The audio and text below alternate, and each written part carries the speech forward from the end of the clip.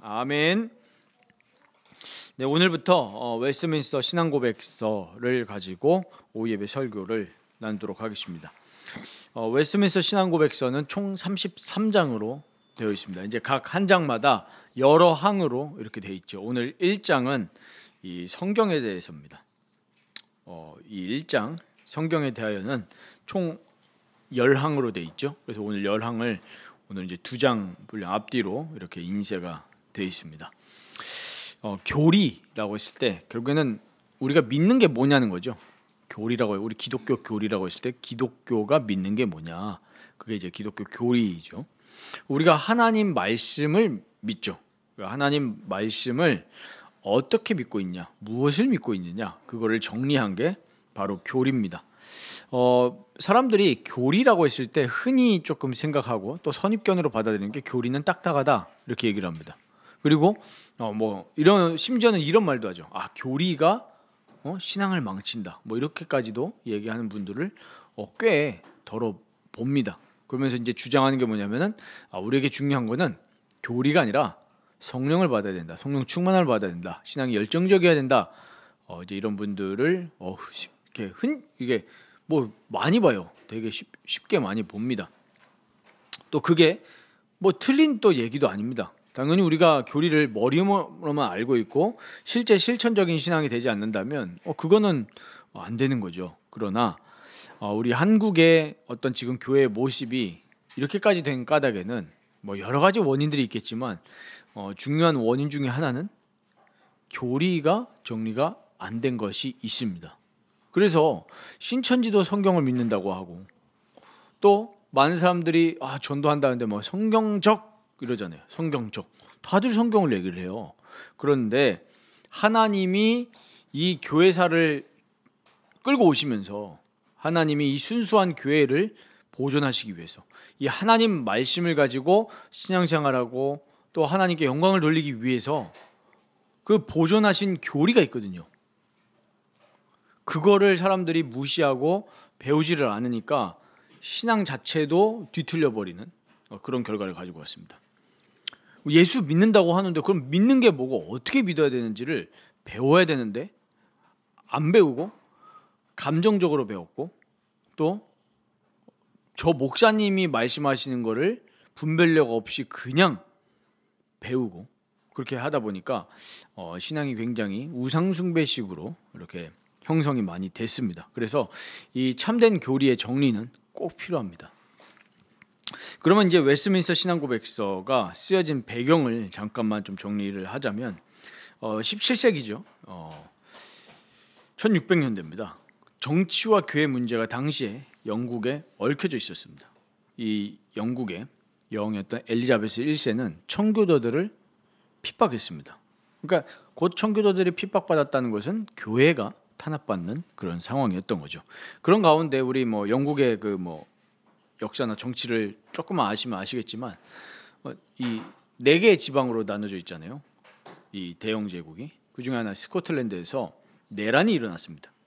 그런데 영국의 왕군이 스코틀랜드랑 전쟁을 했는데 전쟁에서 영국의 왕군이 졌어요. 패배를 했습니다. 그러면 이제 전쟁에서 진 나라들이 보통 뭘 하죠? 전비를 배상을 해야 되잖아요.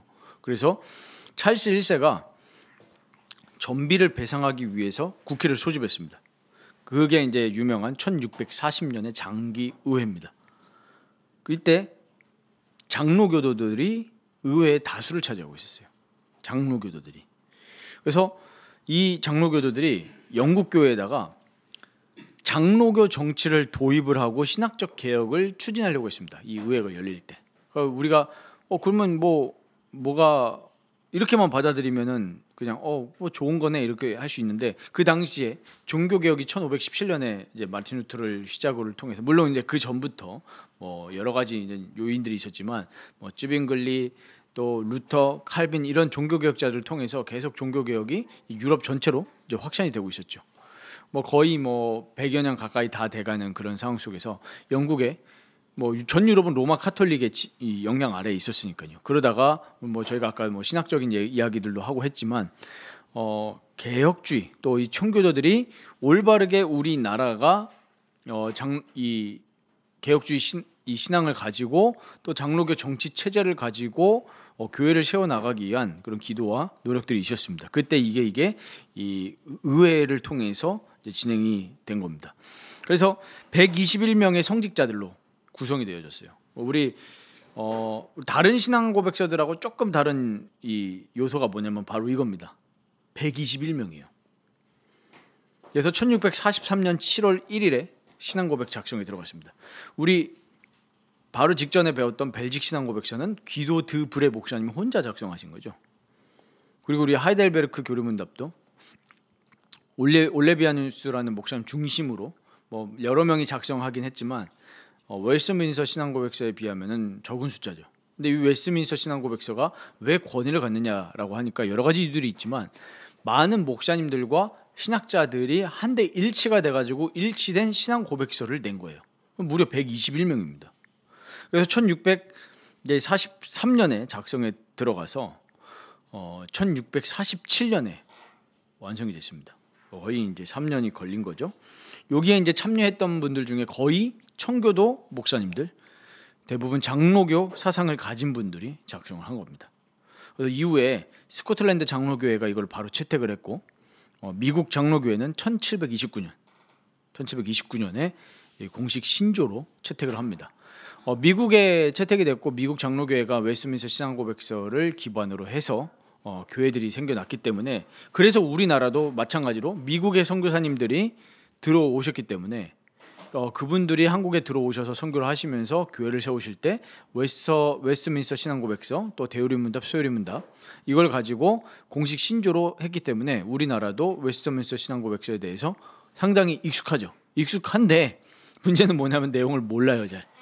사실 이것만 잘 정리를 해도 우리의 신앙이 막 그렇게 변질이 된다거나 그렇게 되지 않습니다. 대부분 총회 헌법이 웨스트민스터 신앙고백서로 돼 있죠. 저희 교단도 마찬가지고 심지어 전에 있던 교단도 헌법에 웨스트민스터 신앙고백서가 공식 딱 채택이 돼 있습니다. 예, 그 법이에요. 헌법이에요. 교단의 헌법. 모든 법 위에 있는 법이지 않습니까? 그래서 오늘 우리가 이게 첫 장을 들어가면서 제목을 말씀 중심으로 살아야 된다 이렇게 제목을 잡았는데요. 성경에 대하여 나옵니다. 제 1장이 성경에 대하여요. 오늘 총 크게 5가지로 좀 간단하게 말씀을 드리겠습니다. 우리가 이거는 이제 나눠드린 것은 또 시간 나실 때 또 자세하게 읽어보시면 너무나 좋고요. 좀 많이 읽어보시면 좋겠습니다. 반복해서. 오늘은 설교니까 공부 시간이 아니고 설교니까 이걸 통해서 우리 삶에 적용해야 될 부분들이 뭔지를 말씀을 선포하겠습니다. 첫 번째로는 성경의 절대적 권위입니다. 우리 사항에 보면은 성경의 권위에 대해서 나오죠. 왜 우리가 성경에 대해서 믿고 복종하냐? 성경의 권위 때문에 그렇습니다. 왜 성경에 권위가 있습니까? 사람이나 교회의 증거가 아니라 전적으로 진리 그 자체이시고 또 성경의 저자이신 하나님으로부터 오는 권위이기 때문에 그래요. 이거는 우리가 어떻게 믿는 거죠? 하나님의 말씀이다. 하나님의 영감으로 기록이 된 하나님의 말씀이기 때문에 우리가 이 하나님의 말씀을 하나님의 말씀으로 인정하고 고백하고 믿고 그렇기 때문에 그것이 절대적인 기준이 돼서 우리의 모든 판단의 기준, 행동의 기준이 되는 거죠.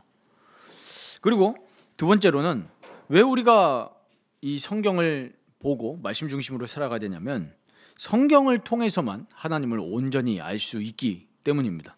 1장에 보시면은 하나님은 여러 시대에 걸쳐 여러 방법으로 자기를 계시하셨다고 말씀하십니다. 뭐 우리 구약에만 봐도 자신을 계시하실 때 여러 가지 방법으로 계시하셨죠.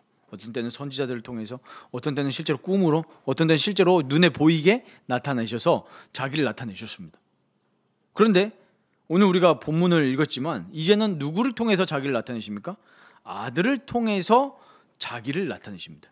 이제는 예수 그리스도가 우리를 향한 하나님의 궁극적인 계시입니다. 그럼 우리가 이게 성경하고 뭔 상관이냐? 성경이 예수 그리스도를 말씀하고 있고 우리가 예수 그리스도를 어떻게 합니까? 이 말씀을 통해서 알게 됩니다. 그리스도에 대한 것이 성경에 기록되어 있기 때문에 구약도 그리스도를 얘기하고 오실 그리스도를 얘기하고 있고 신약에 이제 오신 메시아 그리스도를 우리가 말씀을 통해서 만나기 때문에 이제는 우리가 말씀을 통해서 하나님을 온전히 알게 됩니다. 우리 벨직 신앙고백서 우리 두 번째 시간이었죠. 2주에서 우리 계시에 대해서 얘기하면서 무슨 계시 얘기했죠? 일반 계시, 특별 계시 말씀드렸었죠. 일반 계시는 하나님이 창조하신 이 자연 모든 피조물들을 통해서 하나님을 알 수 있다고 그랬죠. 우리 로마서 1장에 나와 있는 것처럼 사람이 핑계하지 못할지니라. 왜냐하면 하나님의 신성이 담겨져 있으니까요. 그러나 그것을 가지고 우리가 죄사함을 받고 구원을 받을 수는 없습니다. 누굴 알아야 되냐?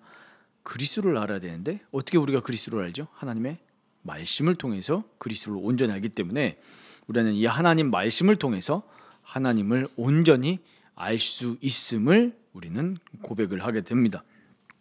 그리고 이제 우리가 세 번째로 또 생각을 해야 될 부분은 이 성경을 깨닫게 하시는 사역이 있습니다. 그게 누구의 사역이냐면 바로 성령 하나님의 사역입니다. 우리 5항 6항 한번 보십시오. 우리가 이 하나님의 말씀이 성경, 이 성경이 하나님의 말씀이라는 것을 우리가 알 수 있는데 우리가 이것을 납득하고 확신할 수 있는 것은 이유가 뭐냐? 우리 마음 안에서 중요한 표현 나오죠? 말씀에 의해, 말씀에 의해요. 말씀과 성령은 뗄 수가 없습니다.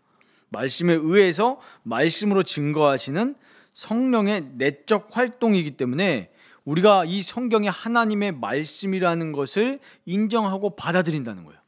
그러니까 우리가 이 하나님의 말씀을 사모하고 사랑하는 사람은 진짜 어떤 사람인 거죠? 성령의 사람입니다. 성령의 사람은 하나님의 말씀을 사모하게 돼 있어요. 그냥 단순히 지적으로 받아들이려고 하는 게 아니라 성경을 사모한다는 얘기는 성경대로 살아가고 싶은 마음까지도 성령님이 주신다는 거예요. 6항에도 나오죠. 이 성경에서 우리 이제 하나님의 뜻과 하나님의 구원을 알게 되는데 우리 그 다음 장 보시면 성령의 내적 조명이 필요하다. 우리가 말씀에 계시된 구원에 관련된 이 내용을 우리가 이해하기 위해서는 성령님께서 우리 마음속에서 조명 밝혀주셔야 된다는 얘기입니다. 그래서 우리가 늘 하나님 말씀을 읽고 묵상할 때 기도하면서 읽고 묵상하셔야 됩니다. 성령님께서 우리에게 깨닫도록 이해할 수 있도록 또 그리고 이 말씀대로 살아갈 수 있는 그 마음을 주시도록 성령님께 간구해야 되는 거죠. 그리고 네 번째로는 우리 신자의 모든 판단의 기준은 성경이어야 합니다. 오늘 6항에도 나오죠. 하나님의 영광과 사람의 구원과 또 믿음, 우리 삶에 필요한 모든 것에 대해서 하나님께서 우리에게 계획하신 모든 것을 성경에 명백히 기록해 두셨다고 말씀합니다. 우리가 때로는 그런 것들이 있죠. 성경에 안 나오는데요? 성경에 그런 내용 없는데요? 라고 하는데 오늘 신앙고백시에 뭐라고 하죠? 그렇지 않은 경우에는 우리가 성경에서 추론할 수 있도록 하나님은 그렇게 만드셨다는 거죠. 하나님 우리에게 지혜를 주셔서 성경 말씀에서 추론할 수 있게 하십니다. 예를 들면은 지금 시대이기 때문에 우리가 성경에 안 나오는 부분들이 있을 수 있잖아요. 예를 들면 성경에서 AI를 말하진 않잖아요. 그러나 우리가 예를 들면은 우리가 AI를 숭배하고 사랑해야 되느냐? 그런 얘기는 안 나와 있지만 우리가 어떻게 할 수 있습니까? 추론할 수 있잖아요. 하나님 외에 다른 것을 하나님 자리로 올리면 안 되는구나 하면서 우리가 AI 시대에 맹목적으로 그런 어떤 우리가 기술을 의지하고 하나님을 의지하면 안 되게 하나님을 안 의지하면 안 되겠구나라는 걸 우리가 어떻게 할 수 있습니까? 추론할 수 있잖아요. 그래서 하나님은 우리 인생에 필요한 모든 것을 성경에 다 담아두셨음을 우리는 믿습니다. 그렇게 우리는 인정하고 믿는 사람들이에요. 우리가 결혼을 할 때 어떻게 해야 되느냐? 다 안 나와 있잖아요. 성경에 물론 나와 있는 부분도 있지만 그러나 우리가 이 하나님이 우리 마음속에 성령으로 조명시켜 주셔서 충분히 그런 것들을 하나님의 뜻에 따라서 생각할 수 있도록 하나님이 은혜와 지혜를 주십니다. 그리고 교회 생활과 예배와 교회 정치 등 모든 것을 말씀의 일반적인 규범에 따라서 정해야 된다는 것을 우리는 이 신앙 고백서를 통해서 알 수 있습니다. 그렇다면 우리가 생각해 봐야 될 것이 지금 시대는 어떠하냐는 거예요. 과연 사람들이 모든 판단의 기준을 성경을 가지고 하고 있냐? 이걸 생각해 봐야 된다는 거죠. 근데 그렇지 않죠. 교회를 선택할 때도 성경을 가지고 생각하는 것이 아니라 어떻게 생각합니까? 내 감정, 어떤 내 기준이 선택의 기준이 됩니다. 굉장히 악한 시대죠. 그래서 말세 때 정말로 성경을 기준으로 가지고 신앙생활을 하느냐, 아니면 사람들이 말하는, 스피커들이 말하는 이야기들, 또 어떤 내 감정이 기준이 돼서 신앙생활을 하느냐, 굉장히 이 기로에 설 겁니다. 지금 우리는 계속 그런 싸움을 할 수밖에 없어요. 안타까운 시대죠. 성경을 얘기하면서도 성경이 기준이 아니에요. 뭐 저희가 뭐 이야기를 많이 했지만, 제가 어저께도 메모를 하다가 이제는 교회 장소, 어떤 우리 로케이션이 의미가 없구나, 이런 생각이 들더라고요. 뭐 강서구에 있냐, 아니면은 뭐 용산구에 있냐, 그런 게 중요한 게 아니라, 그거를 누가 얘기했냐면은, 뭐 많은 분들이 얘기하셨겠지만 제가 본 것 중에 하나는 우리 미국의 폴 워셔 목사님이 그런 얘기를 하시더라고요. 폴 워셔 목사님 유명하시죠? 교회를 선택할 때 어떻게 선택해야 되냐? 사람들은 옛날 전통적인 그 우리 어떤 생각들, 저희 부모님 세대, 집에서 가까워야 된다. 집에서 가까우면 사실 제일 좋죠. 성경적인 교회고 집에서 가깝다면. 그러나 이제는 집에서 가까운 교회보다 성경과 가까운 교회를 찾아야 된다. 그 얘기를 이제 하신 걸 제가 영상을 한번 봤었는데, 참 너무 시대가 악해서 교회조차도 성경을 말하는 것 같으면서도 성경이 기준이 아니에요. 성경이 예를 들면 가증하다고 말하는 것들, 우상이라고 말하는 것들을 배척할 수 있어야 되는데 그거를 안 하죠. 그래서 그 뭐 예를 들면 마이클 호튼 교수님 이런 분들이 이머징 처치를 비판하면서, 미국에 이미 휩쓸고 갔던 흐름이기 때문에 그리스도 없는 기독교, 그 책을 내셨죠. 기독교인데 그리스도가 없어요. 말이 안 되잖아요. 기독교라는 말 자체가 한자로 기독이 그리스도잖아요. 그럼 크리스천니티, 이 크리스천니티에서 크라이스트를 뺀 거예요. 그럼 뭐만 남는 거예요? 우리 인간의 그 사상과 인본주의만 남는 거예요. 그게 뭔 교회예요? 사교 모임이지. 그렇지 않습니까? 뭐 우리 뭐 세상에도 많은 그런 것들 있잖아요. 사교 모임들. 저도 옛날에 뭐 축구팀 만들어서 축구 모임도 하고 했지만 그게 없어져요. 그냥 어떤 이해타산이라든지 시간이 안 맞으면 그냥 흩어지는 거예요. 모였다가 흩어지고. 교회를 그렇게 본다니까요, 사람들이. 성경이 말하는 교회에 대해서 한 번도 탐구를 해본 적이 없는 거예요. 누가 교회에서 이런 말하면 유튜브에서 교회는 저런 곳이다 라고 말하니까, 이 정확한 레퍼런스가 뭐예요? 하나님 말씀이잖아요. 근데 레퍼런스가 자꾸 사람들이 말하는 유튜브. 그래서 사람들이 그런 말 하잖아요. 왜 대통령 그 전 대통령 보고 사람들이 욕한 게 뭡니까? 유튜브 보고 계엄했다, 이런 얘기 하잖아요. 근데 저는 그거를 사람들이 그 말할 자격이 없다고 보는 게, 자기들도 유튜브 보고 선택하지 않나요? 물건 살 때 뭐 가지고 삽니까? 유튜브 보고 사잖아요. 교회 선택할 때도 뭐 보고 선택합니까? 유튜브 보고 교회 가잖아요.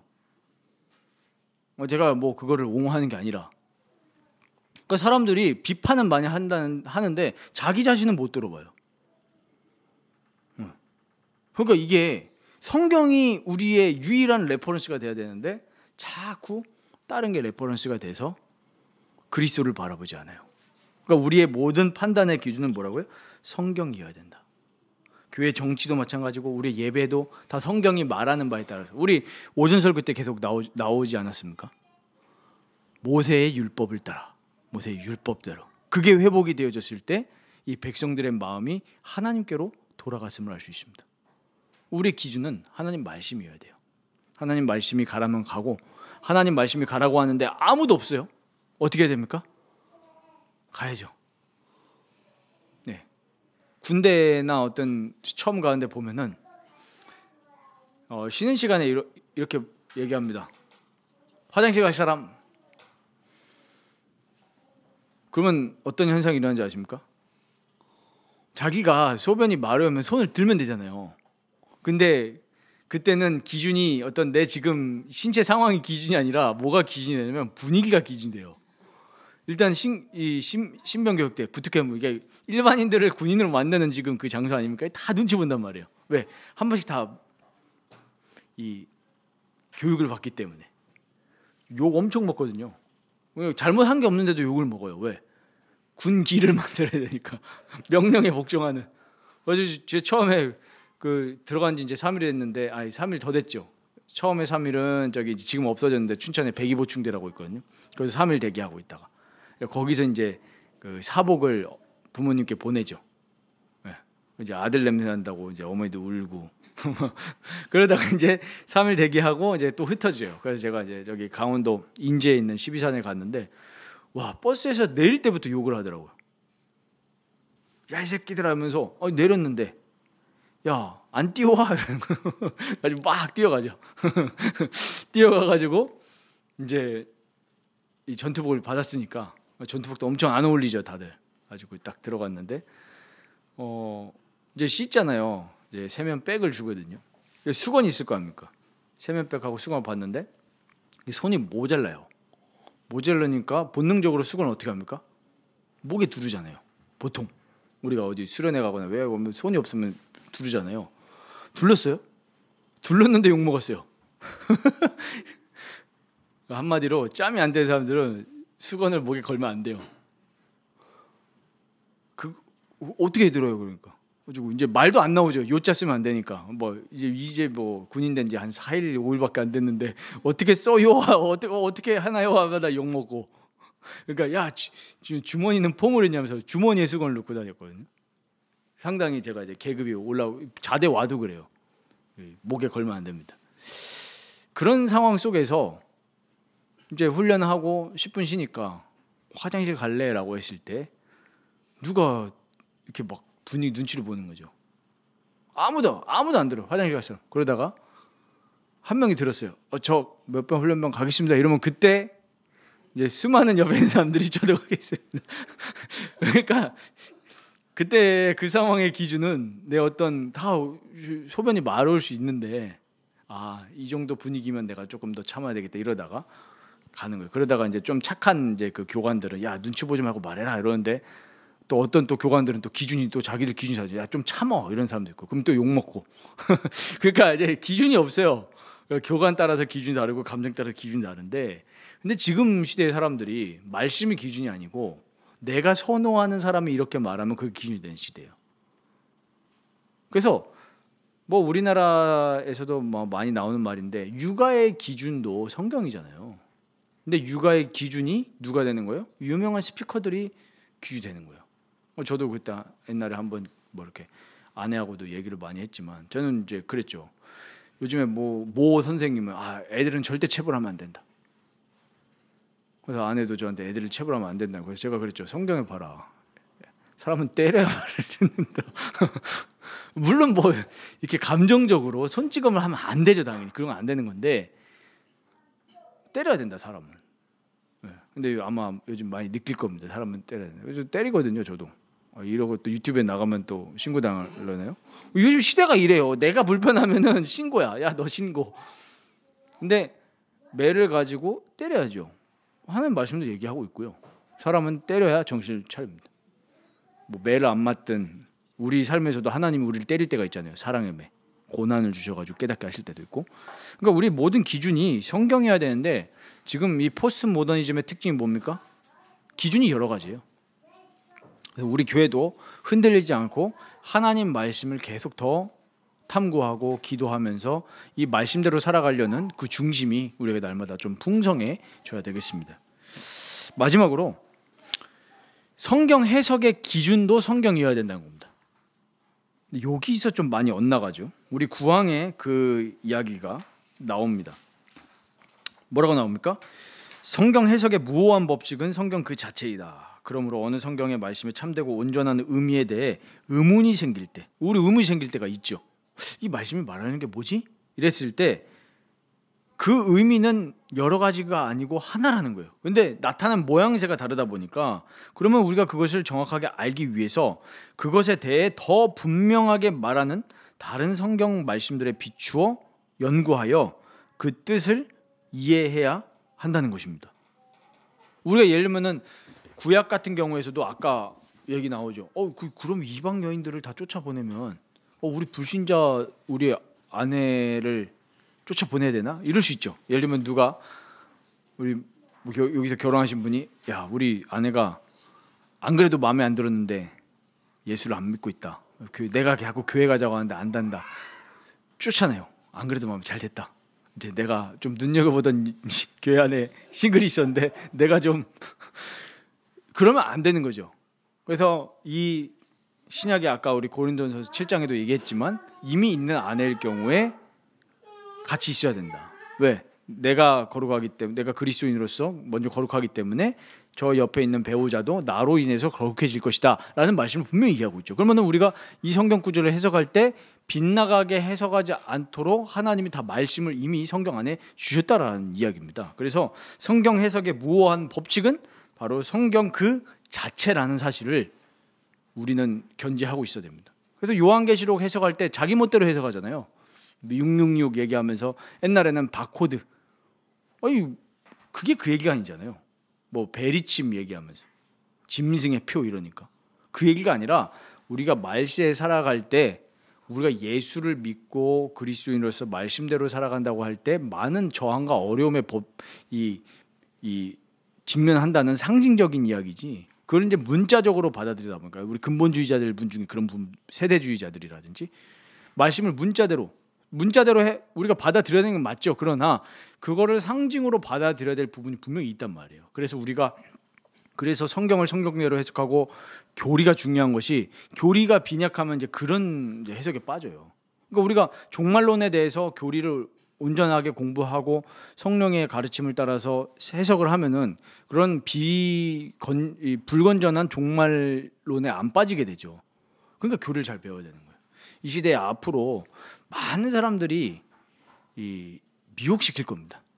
그게 또 돈이 되고요. 유튜브 보십시오. 좌파든 우파든 자기네 스피커에 따라서 결국엔 뭐냐면은 다 그걸로 돈 벌어요. 내 유리한 쪽으로 말해가지고. 그럼 많은 크리스천들이 거기에 또 부안해동합니다. 근데 우리는 뭐죠? 끝까지 성경을 기준으로 믿음을 지키고 하나님을 따라가는 그런 그리스도인들이 되어야 되겠습니다.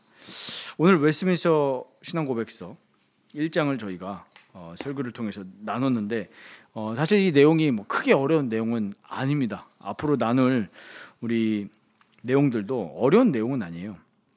그러나 우리가 이 말씀을 가지고 우리가 가져야 될 자세는 우리가 이 말씀대로 살아가고자 하는 그 열망과 또 그 지혜를 간구하시기 바랍니다. 이제 크게 5가지로 나눠져 있거든요. 이제 우리 1장부터 5장까지는 계시와 하나님. 오늘 성경부터 시작하죠. 왜 성경부터 시작하는지 아십니까? 하나님이 자기를 우리에게 계시하셔야만이 우리가 하나님을 만날 수 있다는 겁니다. 인간으로부터 출발하는 게 아니라 하나님으로부터 출발하죠. 우리 기독교는. 그리고 이제 두 번째 이 큰 항목이 인간의 죄, 타락, 그다음에 구속자이신 그리스도가 나오고 이제 우리 구원의 적용이 이제 세 번째 파트에서 나오는데 이제 9장부터 18장까지입니다. 우리 흔히 얘기하는 우리 구원의 서정에 대해서 나오죠.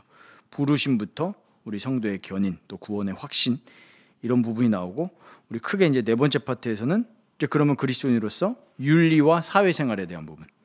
그래서 뭐 하나님의 율법, 기독교 자유, 예배, 맹세와 서원, 시민 정부, 결혼과 이혼 이런 부분이 나오고 이제 5번째 파트에서는 교회와 성례에 대한 부분이 나옵니다.